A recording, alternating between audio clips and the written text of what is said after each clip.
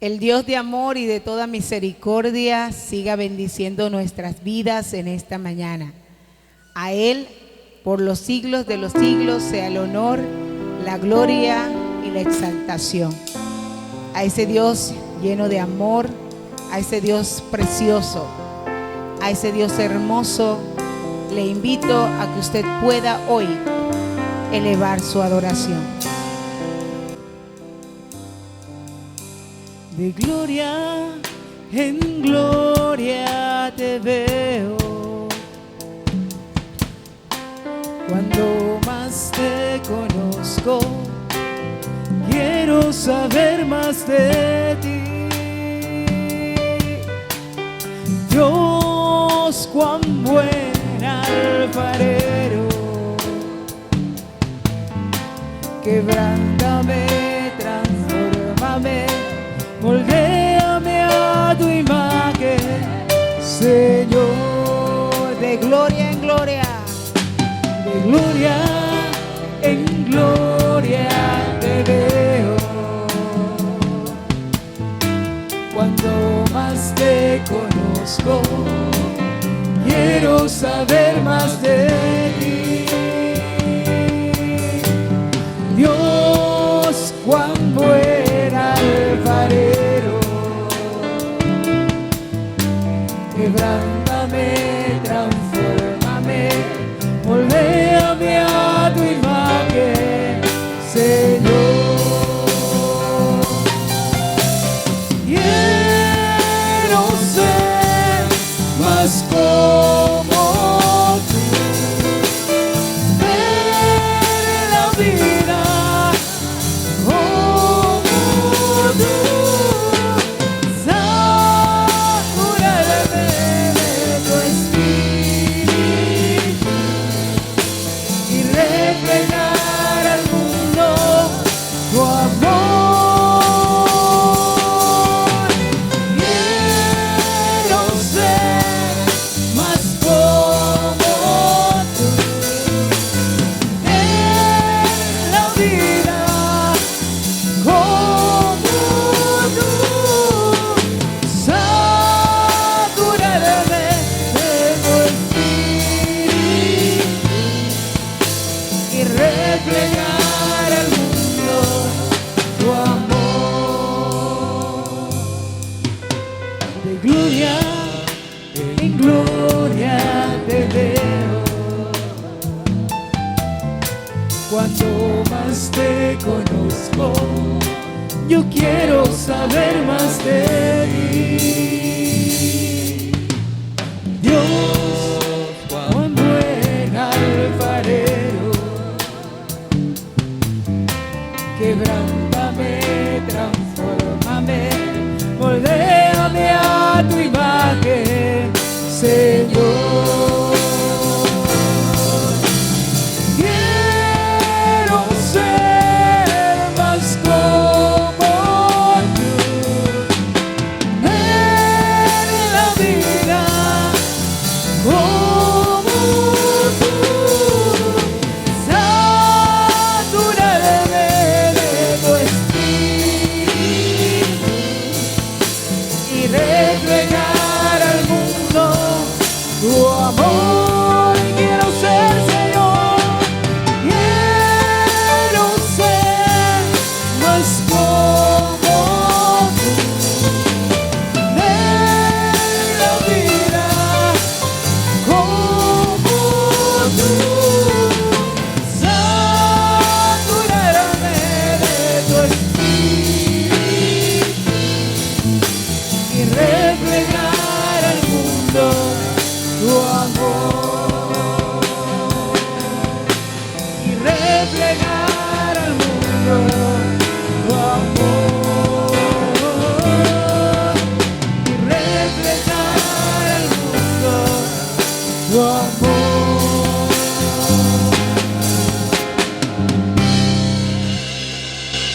necesitamos ser como tú, Señor.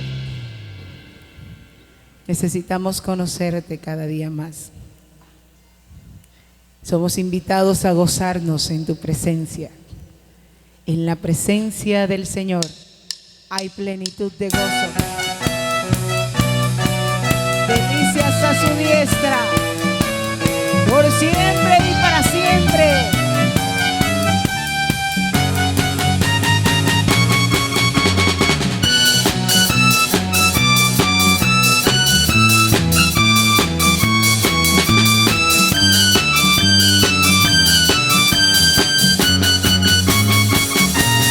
El Señor hiciere volver la cautividad, seremos como los que sueñan. Cuando el Señor hiciere volver la cautividad, seremos como los que sueñan. Y mi boca llenará de risa, mis labios de alabanza. Entonces dirán las naciones, grandes cosas ha hecho el Señor. Y mi boca llenará de risa, mis labios de alabanza.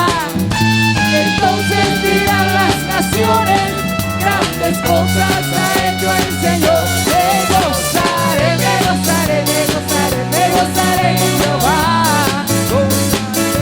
Pues ha llevado todo mi dolor, me ha hecho libre. Me gozaré, me gozaré, me gozaré, me gozaré en Jehová. Pues ha llevado todo mi dolor, me ha hecho libre. Así como David cantaba, así como David danzaba, así como David fluía en su presencia. Así como David cantaba, así como David danzaba, así como David fluía en su presencia. Me gozaré, me gozaré, me gozaré, me gozaré en Jehová. Gózate, pues ha llevado todo mi dolor, Él me ha hecho libre. Me gozaré, me gozaré, me gozaré, me gozaré en Jehová. Pues ha llevado todo mi dolor, me ha hecho libre. Así como David, Así como David cantaba, así como David danzaba, así como David fluía en su presencia. Así como David cantaba, así como David danzaba, así como David fluía en su presencia. Me gozaré, me gozaré, me gozaré, me gozaré en Jehová. Gózate, pues ha llevado todo mi dolor, me ha hecho libre. Me gozaré, me gozaré, me gozaré, me gozaré en Jehová. Pues ha llevado todo mi dolor, me ha hecho libre. en ti somos libres, Señor. En ti somos libres. Aleluya.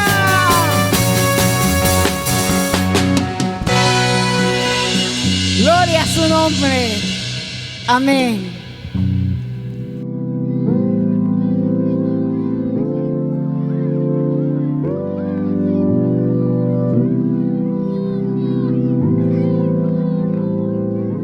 Dios te bendiga, iglesia, en esta mañana, y bendiga también a la amable audiencia de nuestro canal de YouTube. Doy gracias al Señor por permitirme compartir en esta mañana esta palabra que el Señor me entregó. Les invito a abrir sus Biblias en el libro de Hebreos, capítulo 4, versículos 11 al 13, que voy a leer para ustedes en la Nueva Versión Internacional. Dice así: esforcémonos pues por entrar en ese reposo, para que nadie caiga al seguir aquel ejemplo de desobediencia. Ciertamente la palabra de Dios es viva y poderosa, y más cortante que cualquier espada de dos filos. Penetra hasta lo más profundo del alma y del espíritu, hasta la médula de los huesos y juzga los pensamientos y las intenciones del corazón. Ninguna cosa creada escapa a la vista de Dios. Todo está al descubierto, expuesto a los ojos de aquel a quien hemos de rendir cuentas. Amado Dios, bendecimos tu nombre en esta mañana. Te damos gracias por la oportunidad que tenemos de llegar delante de tu trono para reconocerte como nuestro Señor y Dios. Te damos gracias también por la palabra que va a ser expuesta. Te pedimos que hables a nuestra mente y a nuestros corazones para que ella sea de provecho para nuestras vidas. Nos disponemos hoy, Señor, a escuchar tu voz. En el nombre de Jesús. Amén y amén. Creo que ya en otra oportunidad compartí con la iglesia esto que les voy a hablar en un servicio de oración. Pero hoy lo vuelvo a hacer porque es la primera vez que lo comparto a toda la iglesia en un servicio dominical y por el canal de YouTube. Hace unos años el Señor me comenzó a inquietar sobre el tema del desierto. Me encontraba en la Biblia con un pasaje y otro sobre el desierto, y eso es un tema que a nosotros los cristianos no nos gusta mucho, porque siempre nos han enseñado que el desierto es feo, que el desierto representa un periodo de prueba para nuestra vida. Entonces, cada vez que nos sentimos atravesando un desierto, decimos, otro desierto. Y un día, mientras salía a trabajar, el Señor me dijo claramente, ¿por qué no te dejas llevar al desierto? He estado tratando de llevarte al desierto desde hace tiempo y no te dejas. Y le contesté, Señor, es que no me gusta el desierto es feo. He vivido mucho tiempo en el desierto. Y entonces el Señor me dijo, ¿qué es lo que te preocupa del desierto? En el desierto yo doy todo. En el desierto yo pago cuentas, yo doy comida, yo doy vestido, yo doy calzado, yo doy todo. ¿Qué te preocupa del desierto? Déjate llevar al desierto. Y le dije al Señor, está bien, llévame al desierto. Y allí comencé una serie que he llamado Mis lecciones del desierto. He compartido esas lecciones desde púlpitos y en privado a todas las personas que han necesitado escuchar algo sobre el desierto. De esa serie llevo con 30 lecciones. Mi sobrina Carmen Celina dice que son 40, como los años que duró Israel en el desierto. Vamos a ver si llegamos a las 40. Comencé con la serie cuando el pueblo de Israel salió de Egipto y he hecho todo el recorrido que el pueblo hizo atravesando ese desierto. Pero me ha sorprendido que las lecciones del desierto en realidad están dispersas por toda la Biblia. No solamente en los libros de Éxodo, Levítico, Números y Deuteronomio, que es donde podríamos encontrarlas, o creemos que allí las podemos encontrar. De hecho, la lección anterior está en el Evangelio según San Marcos y esa se llamó El Rey en el Desierto. Y en esta oportunidad el Señor me enseñó otra lección del desierto en este pasaje de Hebreos que hemos leído. Y esta lección se llama Una espada en el desierto. Haciendo esta serie Desierto, he resumido 5 verdades básicas sobre el desierto. Y quiero compartirlas con ustedes antes de entrar en materia. Primera verdad, antes de una gran bendición, el Señor me lleva al desierto. Esa fue la experiencia de Israel antes de entrar a la tierra prometida. Segunda verdad, como el Señor es el que me lleva al desierto, Él es el único que sabe el camino para salir de allí. Todos los intentos que el pueblo de Israel hizo para salir del desierto resultaron vanos. Nunca pudieron salir de allí a su manera. Tercera verdad sobre el desierto. El Señor me lleva al desierto para que le conozca mejor. En el libro de Oseas, en Oseas 2:14 dice que para enamorarnos. Así dice allí. Cuarta verdad sobre el desierto. En el desierto debo aprender las lecciones que Israel se negó a aprender, razón por la cual quedaron tendidos allí. Y quinta verdad sobre el desierto. En el desierto mi mentalidad es transformada de una mente de esclavo a una mente libre en Cristo. Y ahora, después de conocer esas 5 verdades básicas sobre el desierto, entonces sí entremos en materia. Es bien sabido que el mes de octubre se celebra el mes de la Biblia. La Sociedad Bíblica Colombiana ha escogido ese mes y le ha hecho énfasis, aunque en otros países se celebra el Día de la Biblia o el mes de la Biblia en otras fechas. Sin embargo, la Sociedad Bíblica Colombiana ha sido la líder en ese sentido y llevamos mucho tiempo celebrando en octubre el mes de la Biblia. Yo encontré un buen resumen de lo que significa la Biblia para nosotros y quiero compartirlo con ustedes. La Biblia fue escrita por unos 40 autores de varias clases sociales y trasfondos culturales, entre los que se encuentran estadistas, poetas, reyes, pescadores, eruditos, campesinos y otros más. Es singular por su continuidad y fue escrita en un periodo aproximado de 1600 años. Se escribió en diferentes lugares, en 3 continentes, África, Asia y Europa, y en diferentes circunstancias. Moisés en el desierto, Jeremías y Pablo en una celda, Lucas mientras viajaba, David en tiempos de guerra y Salomón en tiempos de paz. Para Pedro fue en tiempos de persecución. También fue escrita en diferentes idiomas, hebreo, arameo y griego. Fue un largo proceso que comenzó unos 1300 años antes de Jesucristo y culminó aproximadamente unos 100 años después de Cristo. La Biblia es particular por su circulación y traducción. Sobre su circulación, es el libro más vendido en la historia de la humanidad. Se dice que anualmente, en la última década, se han vendido más de 100 millones de ejemplares. Y en cuanto a su traducción, fue el primer libro que se tradujo en Alejandría, cerca del año 250 a.C., esa edición fue hecha por judíos. No existe otro libro que haya sido traducido tantas veces. Según las Sociedades Bíblicas Unidas, se ha traducido completa o en partes a unos 2000 idiomas alrededor del mundo. ¿Qué tiene que ver la Biblia con nuestro tema de hoy, una espada en el desierto? Pues resulta que la Biblia es la palabra escrita de Dios, es su revelación completa para nosotros. En la antigüedad, el pueblo de Israel transmitía su fe y la palabra que Dios hablaba a su pueblo en forma oral. No tenían una Biblia como tal, no tenían escritos como lo tenemos nosotros hoy en día. Sin embargo, con la generación que salió de Egipto, por mano de Moisés, ocurrió algo particular. En el desierto, el pueblo de Israel tuvo la oportunidad de escuchar palabra viva, la voz audible de Dios. Y también escucharon a Dios a través de Moisés. Y todo eso quedó reflejado, como dije, en los libros de Éxodo, Levítico, Números y Deuteronomio. Pero la experiencia de Israel fue tan determinante para ellos como pueblo que la seguimos encontrando a lo largo de toda la Biblia. En este pasaje de Hebreos que hemos leído, justamente está al final de un relato que recuerda lo acontecido en el desierto.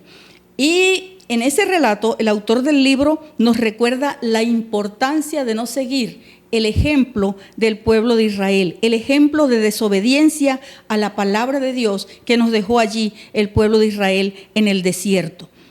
Y por esa razón no entraron a la tierra prometida. Esa generación no heredó las promesas porque no permitieron que la palabra de Dios hiciera su obra en ellos, porque la palabra es viva y poderosa y es una espada que tiene poder para penetrar, para descubrir, para exponer, para desnudar todo nuestro ser, espíritu, alma y cuerpo. Tampoco se expusieron a la luz de la palabra porque no querían rendirle cuentas a Dios. Por todo lo anterior es que este mensaje se llama una espada en el desierto. Veamos entonces cómo se mueve una espada en el desierto. Miremos en primer lugar cómo se movió la palabra de Dios en ese desierto. Desde el inicio del libro de Hebreos, el escritor hace énfasis en la palabra de Dios. Nos dice que Dios siempre ha hablado a la humanidad. En los primeros versículos de Hebreos encontramos que dice: Dios, que muchas veces y de varias maneras habló a nuestros antepasados en otras épocas por medio de los profetas, en estos días finales nos ha hablado por medio de su Hijo. A este lo designó heredero de todo y por medio de él hizo el universo. De allí en adelante y a lo largo de toda su exposición sigue mostrando la supremacía de Cristo sobre todo lo creado y sobre todas las creencias fundamentales de la ley judía. En el capítulo 3, el autor de Hebreos comienza a hablar de la superioridad de Cristo sobre Moisés. Pero del versículo 7 en adelante y hasta el final del capítulo 4 se concentra en mostrar las razones por las cuales el pueblo que salió de Egipto no entró a la tierra prometida. Y al final del capítulo 4, como he dicho antes, encontramos los 3 versículos que ya leímos como una especie de cierre de lo acontecido con el pueblo de Israel en el desierto. Otra característica del libro de Hebreos es que continuamente exhorta a sus destinatarios acerca de algunos comportamientos que deben promover o evitar como cristianos para heredar algunas cosas, para obtener algunas cosas. Entonces tiene un carácter exhortativo el libro de Hebreos. Inserta consejos en medio de las enseñanzas. Por eso, cuando llega al versículo 11 del capítulo 4, invita a sus lectores a no seguir el ejemplo del pueblo de Israel en el desierto. Entonces es cuando dice, versículo 11 que ya hemos leído, lo vamos a leer de nuevo: esforcémonos pues por entrar en ese reposo para que nadie caiga al seguir aquel ejemplo de desobediencia. Pero ¿cuál fue el mal ejemplo de Israel que no conviene seguir? Todo tiene que ver con la forma en la cual reaccionaron frente a la palabra de Dios que escucharon en el desierto. Porque ellos escucharon sin escuchar. En el desierto, en el monte Sinaí específicamente, el pueblo de Israel tuvo la oportunidad de escuchar audiblemente la voz de Dios, pero escogieron no escucharla. En cambio, ¿qué hicieron? Miremos lo que dice Éxodo 20, versículos 18 y 19. Ante ese espectáculo de truenos y relámpagos, de sonidos de trompeta y de la montaña envuelta en humo, los israelitas temblaban de miedo y se mantenían a distancia. Así que le suplicaron a Moisés: háblanos tú y te escucharemos. Si Dios nos habla, seguramente moriremos. Escogieron entonces escuchar la voz de Dios, pero a través de la voz de Moisés. Más adelante nos enteramos que tampoco escucharon a Moisés. Y miren lo que dice Esteban en su discurso antes de ser apedreado, en Hechos 7:38. Este mismo Moisés estuvo en la asamblea en el desierto con el ángel que le habló en el monte Sinaí y con nuestros antepasados. Fue también él quien recibió palabras de vida para comunicárnoslas a nosotros. Pero el pueblo no escuchó luego a Moisés. Eso lo vamos a mirar un poquito más adelante. Y como ellos escogieron escuchar sin escuchar, lo siguiente que pasó fue que endurecieron su corazón. Leamos allí mismo en Hebreos capítulo 3, versículos 7 y 8. Si ustedes oyen hoy su voz, no endurezcan el corazón como sucedió en la rebelión en aquel día de prueba en el desierto.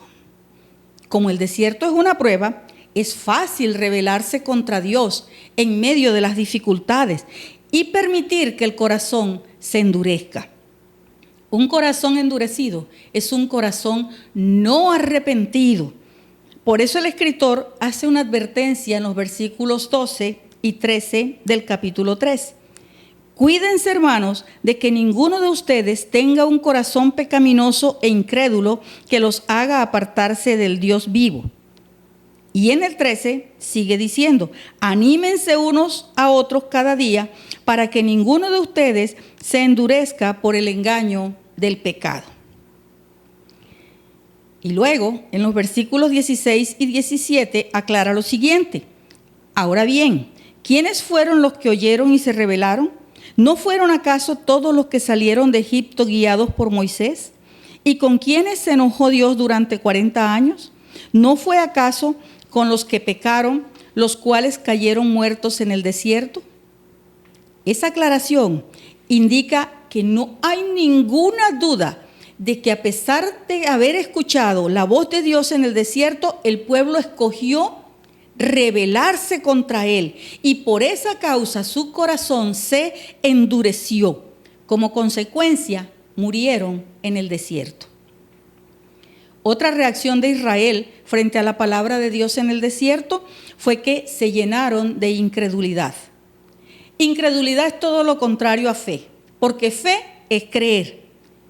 Y en Hebreos 4:2 dice que el pueblo de Israel escuchó la palabra de Dios, la buena noticia y las promesas que el Señor les estaba haciendo, la promesa de una tierra prometida.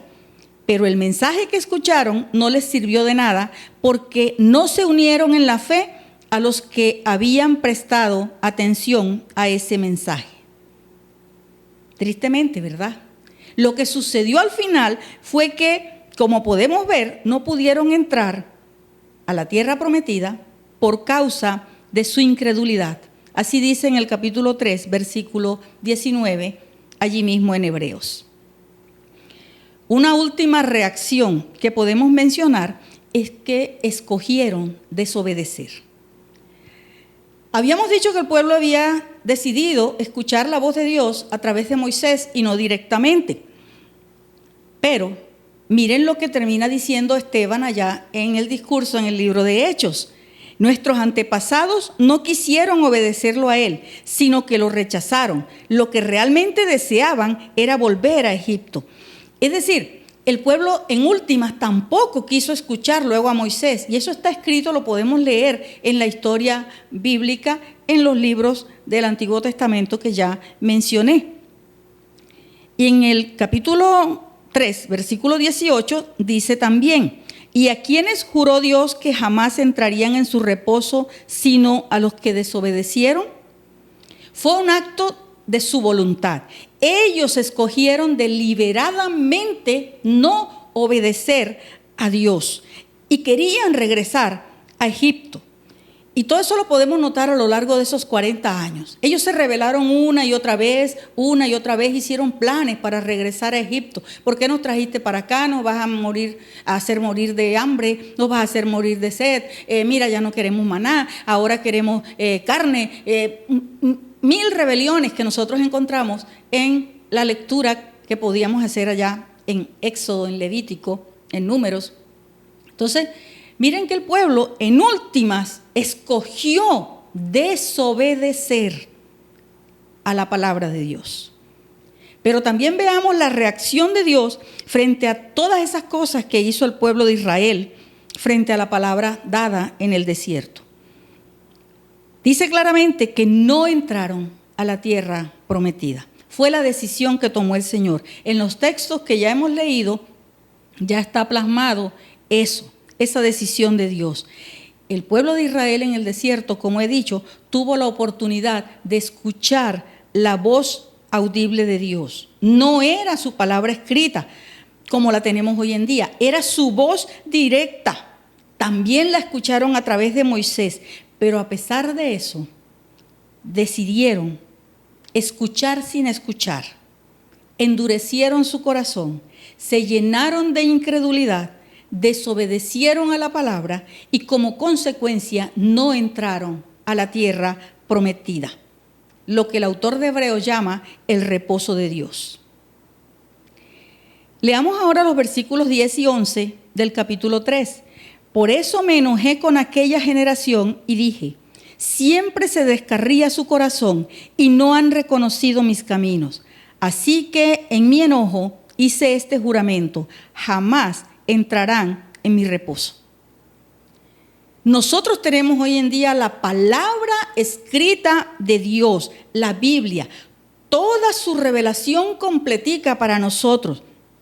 Sin embargo, al igual que Israel, a veces no parecemos tener todo ese tesoro en nuestras manos y no parecemos disfrutar del reposo de Dios, como que no estamos contentos y conformes con las cosas que el Señor nos ha dado. Cierto, el Señor nos ha dado promesas, pero nos pasamos a veces esperando las promesas y esperando que sucedan y esperando que ocurran, que se cumplan las promesas. Las añoramos, pero vamos caminando de espaldas a la palabra de Dios.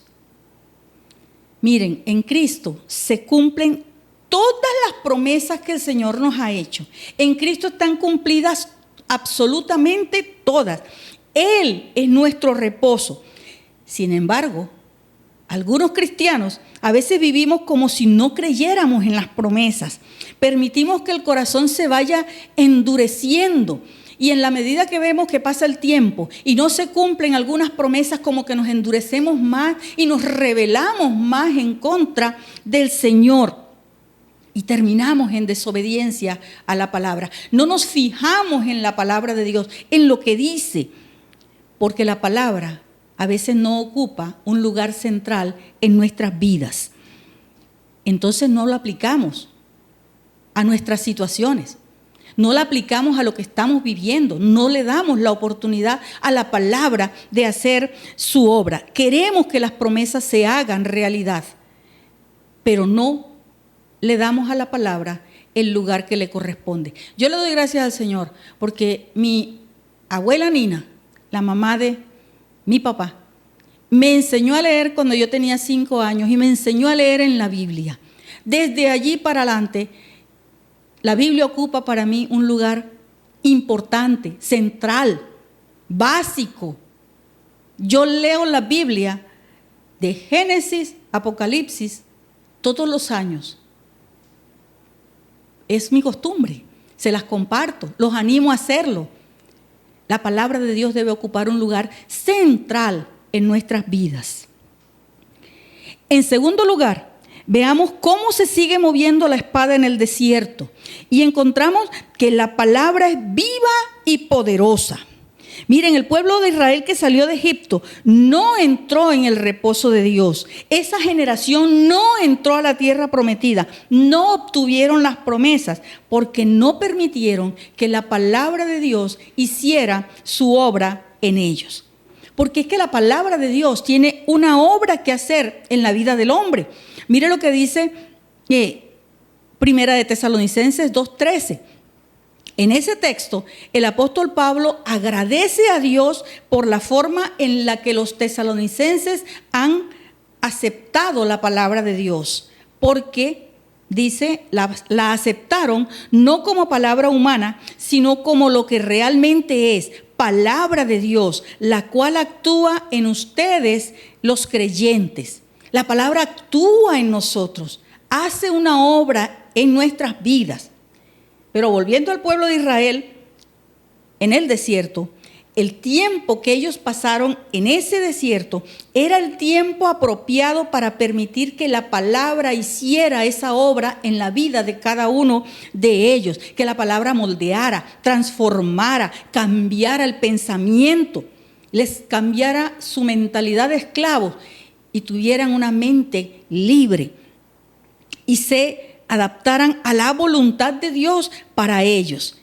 El tiempo en el que somos probados es cuando más necesitamos consuelo, es cuando más necesitamos la guía de la palabra, es cuando más necesitamos ir allí a la palabra y leer y apropiárnosla y ponérnosla en nuestra mente, en nuestro corazón, aplicarla a nuestras circunstancias. No perdamos de vista que esos versículos que hemos leído en Hebreos 4, 11 al 13, están al final de un pasaje más extenso donde el autor del libro viene hablando de la experiencia de Israel en el desierto.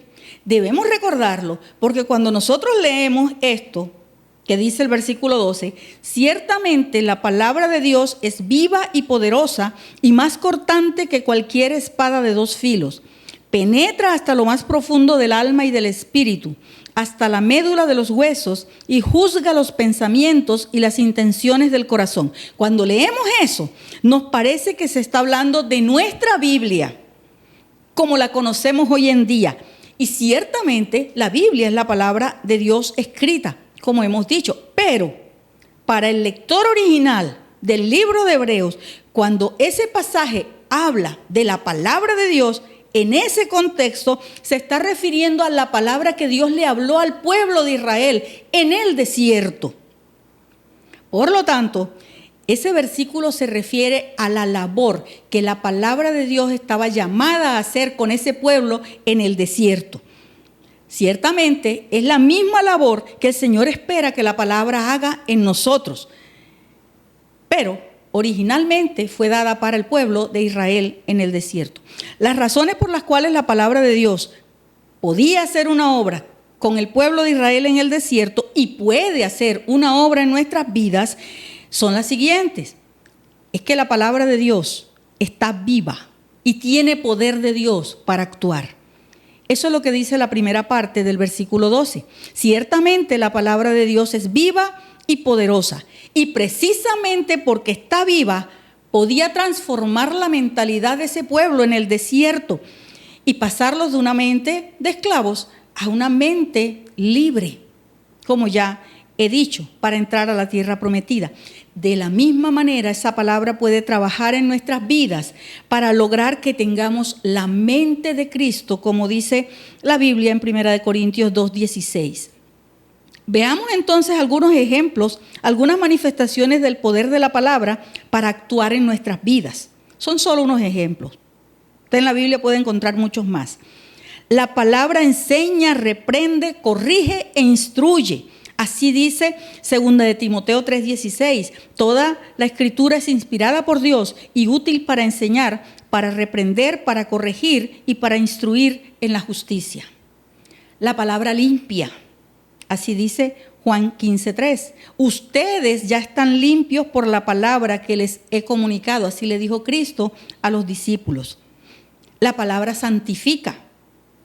Pablo hizo una comparación entre el amor de un esposo por su esposa y el amor de Cristo por la iglesia. Y allá en Efesios 5, versículos 25 y 26 dice: esposos, amen a sus esposas, así como Cristo amó a la iglesia y se entregó por ella para hacerla santa. La palabra santifica. Él la purificó lavándola con agua mediante la palabra. Otra razón por la cual la palabra podía hacer una obra en la vida de los israelitas y puede hacer una obra en nuestras vidas el día de hoy es porque la palabra de Dios es una espada. La segunda parte del versículo 12 dice que la palabra es más cortante que cualquier espada de dos filos. En Efesios 6, el famoso pasaje de Pablo acerca de la armadura de Dios, en ese pasaje la única pieza diseñada para el ataque es la espada, aunque también sirve para defenderse. El versículo 17 de Efesios 6 nos manda a tomar la espada del Espíritu, que es la palabra de Dios. Cuando Jesús fue tentado, y ese pasaje lo podemos encontrar allá en Mateo 4, por ejemplo, en cada oportunidad que fue tentado se defendió utilizando la palabra de Dios. Y ese es un buen ejemplo de la espada como defensa. Pero también en 2 Corintios 10:5 dice que con las armas de nuestra milicia destruimos argumentos y toda altivez que se levanta contra el conocimiento de Dios. Y ese es un buen ejemplo de la palabra como arma de ataque. Una razón más por la cual la palabra de Dios podía hacer su obra con el pueblo de Israel en el desierto y puede hacerla en nuestras vidas hoy es porque la palabra penetra y actúa en todas las esferas de nuestro ser, espíritu, alma y cuerpo. Dice que penetra hasta lo más profundo del alma y del espíritu, hasta la médula de los huesos. Ya hemos dicho que la palabra de Dios es la que santifica, ¿verdad? Y en 1 de Tesalonicenses 5:23, Pablo ruega por la santificación de los tesalonicenses. Y esa santificación debe ocurrir en los 3 niveles que comprende el ser humano. El espíritu, que es la parte que pertenece a Dios y vuelve a Él cuando nos vamos de esta tierra. El alma, que está compuesta de mente, voluntad y emociones, y es la parte que va a ser salva. Y el cuerpo físico, que es donde residen las dos partes anteriores, el alma y el espíritu. En ese pasaje de Primera de Tesalonicenses 5:23, Pablo dice que Dios mismo, el Dios de paz, los santifique por completo y conserve todo su ser, espíritu, alma y cuerpo, irreprochable para la venida de nuestro Señor Jesucristo. El deseo de Dios es santificarnos, es santificar a su pueblo y perfeccionar cada una de las partes de nuestro ser. Y lo hace mediante la espada del Espíritu, que es la palabra de Dios. No hay una esfera de nuestra vida que la palabra de Dios no pueda afectar. Y una última razón por la cual la palabra de Dios podía hacer su obra en el desierto y también en nuestras vidas en el día de hoy, es porque la palabra trabaja especialmente con el alma, mente, voluntad y emociones. La última parte del versículo 12 dice que la palabra juzga los pensamientos y las intenciones del corazón. Los pensamientos corresponden a la mente, el corazón es el asiento de las emociones y la voluntad está implícita en ese pasaje porque habla de las intenciones. Eso es voluntad. El alma es la parte a donde nosotros como cristianos nos corresponde trabajar conscientemente, porque es la parte que es la esencia de nuestra humanidad. Mente, voluntad y emociones. Es la parte que más problemas nos da. El alma es la que debe ser transformada por la palabra de Dios. Por eso la mayoría de las enseñanzas de la Biblia apuntan al alma, apuntan a nuestra mente, a cambiar el pensamiento, apuntan a cambiar la voluntad, apuntan a varias cosas como vamos a ver algunos ejemplos aquí. Por ejemplo, la mente debe ser renovada. No se amolden al mundo actual, sino sean transformados mediante la renovación de su mente, dice Romanos 12:2 en su primera parte. La voluntad debe ser sometida a la voluntad de Dios. Si renovamos nuestra mente, será más fácil someter la voluntad, porque la segunda parte de ese versículo que acabamos de leer en Romanos 12:2 dice: así podrán comprobar cuál es la buena voluntad de Dios. ¿Cuál es la voluntad de Dios? Buena, agradable y perfecta. Las emociones también deben ser controladas por Dios. Filipenses 4:7 dice: y la paz de Dios, que sobrepasa todo entendimiento, cuidará sus corazones y sus pensamientos en Cristo Jesús. El pueblo de Israel no permitió que la palabra de Dios hiciera su obra en sus vidas en ese desierto. Ellos escogieron hacer su voluntad y no la de Dios. Igual puede suceder con nosotros. Fácilmente escogemos hacer nuestra voluntad y no permitimos que la palabra haga su obra en nuestras vidas, que la palabra transforme nuestra mente, que la palabra controle nuestras emociones, que la palabra nos cuente la voluntad de Dios para someternos a ella. No permitimos que la palabra haga su función, que la espada corte, que la espada haga lo que tiene que hacer en nuestras vidas, que la espada haga su trabajo. Lo que pasa es que la espada corta y eso duele. La espada va cortando y va sacando lo que al Señor no le agrada. Claro que eso duele. Por eso que la espada penetra. Cuando le sentimos que la espada penetra en nuestras vidas, ay, ay, ay, Señor, mira, Señor, porque eso duele, nos duele. La espada va cortando y saca lo que el Señor quiere sacar de nuestras vidas. Lo que pasa es que siempre le huimos al dolor. Y si le huimos al dolor, no dejamos que la palabra actúe en nuestras vidas. Y en tercer y último lugar, veremos que en el desierto la palabra expone todo a la luz. Dice el versículo 13 de Hebreos 4, ninguna cosa creada escapa a la vista de Dios. Todo está al descubierto, expuesto a los ojos de aquel a quien hemos de rendir cuentas. La palabra de Dios expone todo a la luz. ¿Saben por qué? Porque Dios creó el mundo por medio de la palabra. Dice Génesis 1:3, y dijo Dios que exista la luz, y la luz llegó a existir. Y así encontramos otros versículos en Génesis 1 que dicen, y dijo Dios, y todo lo que dijo Dios fue hecho. Por otro lado, Cristo es la palabra encarnada de Dios. Miremos lo que dice Juan capítulo 1, versículos 1 al 3. En el principio ya existía el Verbo, y el Verbo estaba con Dios, y el Verbo era Dios. Él estaba con Dios en el principio. Por medio de Él todas las cosas fueron creadas. Sin Él nada de lo creado llegó a existir. Sin Cristo nada de lo creado hubiera sido hecho. Cristo es la palabra encarnada de Dios. Pero Cristo también es la luz. Juan 1:10 dice, el que era la luz ya estaba en el mundo, y el mundo fue creado por medio de él, pero el mundo no lo reconoció. Cristo es la palabra encarnada, pero también es la luz. Por eso la palabra de Dios revela y expone todo a la luz. Nada se le oculta. La luz causa un efecto en los que se salvan y en los que se pierden. Veamos lo que dice Juan 10, versículos 19 en adelante.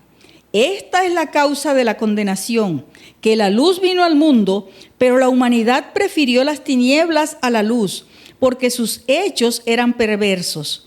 Todo el que hace lo malo aborrece la luz y no se acerca a ella por temor a que sus obras queden al descubierto. En cambio, el que practica la verdad se acerca a la luz para que se vea claramente que ha hecho sus obras en obediencia a Dios.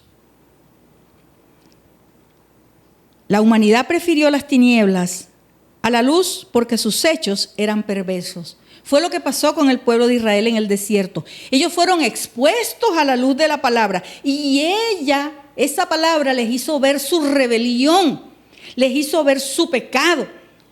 Sin embargo, ellos no se arrepintieron, no permitieron que la palabra les iluminara para corregir, que la palabra les iluminara para transformar, para moldear. No dejaron que la palabra hiciera su obra como vimos anteriormente. Al igual que la espada que penetra y corta, la luz irrumpe en la oscuridad e ilumina todo lo oculto. Pero es que realmente no nos gusta ser expuestos a una luz brillante que deja al descubierto toda nuestra vida, hasta lo más profundo. Eso realmente no nos gusta como seres humanos. Por eso cuando Dios nos confronta con nuestro pecado, en vez de arrepentirnos, a veces nos rebeldizamos más y peleamos con Él, nos rebelamos contra Él y sufrimos las consecuencias, porque entonces, igual que el pueblo de Israel, no heredamos las promesas. No porque Dios sea un Dios vengador, no. Es que así como la promesa para el pueblo de Israel estaba condicionada a una actitud del pueblo, así nosotros debemos dejarnos moldear por la palabra. Para eso fue dada la palabra en el desierto, para moldear, para transformar, para que al momento de heredar la promesa, esa mentalidad fuera diferente, la actitud fuera diferente, ya no fuera un pueblo rebelde. Lo que hizo el Señor fue hacer que toda esa generación muriera en el desierto. Y la generación que fue naciendo en el desierto fue una generación que ya creció de una forma diferente. La generación que manejó Josué, que fue introducida a la tierra prometida, era una generación obediente, una generación más moldeable, una generación que caminaba en la voluntad de Dios. Toda la generación rebelde quedó tendida en el desierto porque no permitieron que la palabra hiciera su obra y tampoco permitieron que la luz expusiera sus obras. O sí lo hizo, pero ellos no se arrepintieron. La palabra expone todo a la luz, no para avergonzar, sino para corregir, para pulir, para ayudar, para salvar, porque la intención del Señor es que todos entremos en su reposo, que todos heredemos sus promesas. Para eso está dada la palabra, para prepararnos para el cumplimiento de las promesas del Señor. En resumen, mis hermanos, la generación de israelitas que salió del pueblo, que salió de Egipto, no alcanzó la promesa de entrar a la tierra prometida porque no permitieron que la espada de Dios, la palabra de Dios, hiciera su obra en sus vidas, sino que escogieron voluntariamente desobedecer, escogieron escuchar sin escuchar, escogieron llenarse de incredulidad, escogieron desobedecer, endurecieron su corazón y terminaron no heredando las promesas. La intención de Dios con su pueblo en el desierto era que la espada poderosa y viva, que es la palabra, penetrara hasta lo más profundo de la vida de cada uno de sus hijos en ese desierto y cortara todo lo que debía ser cortado. Así el proceso doliera, pero esa era la función de la palabra en el desierto. Pero ellos no la dejaron, ellos no lo permitieron. Repito, como consecuencia, no heredaron la promesa.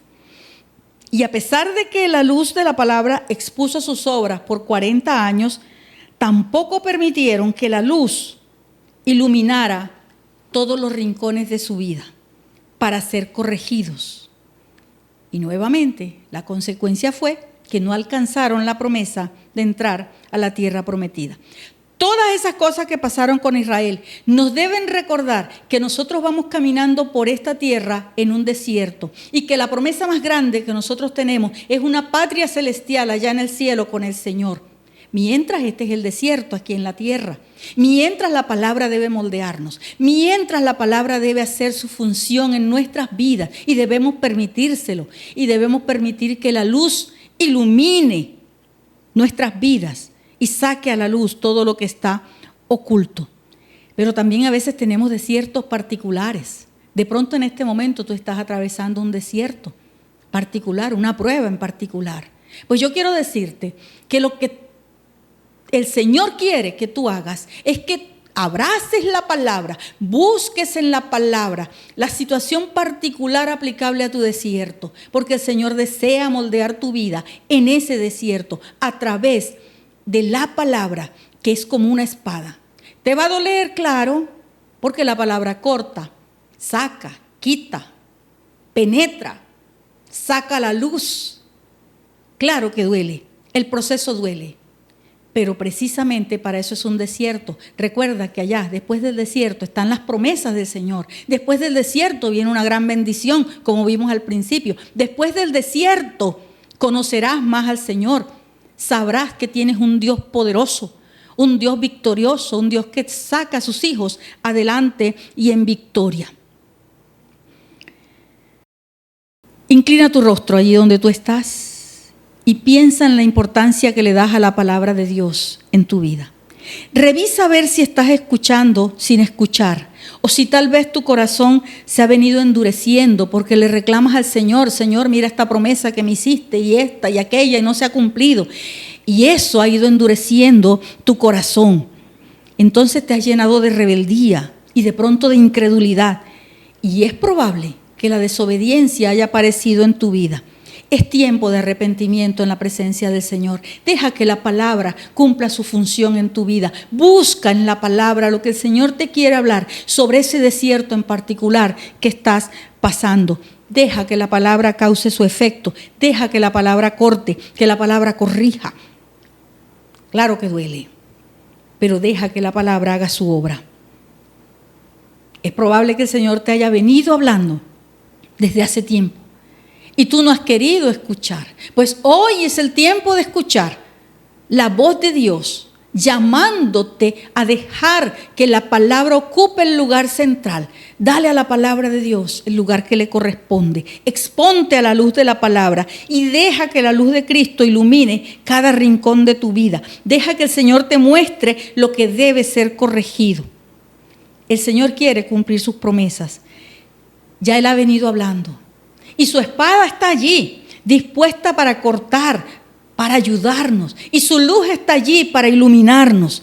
Deja que Él lo haga. Deja que Él lo haga. Mantén tu rostro inclinado allí donde estás y pídele perdón al Señor por no tomar en cuenta su palabra para ese desierto particular que estás atravesando, para permitirle hacer su obra en tu vida.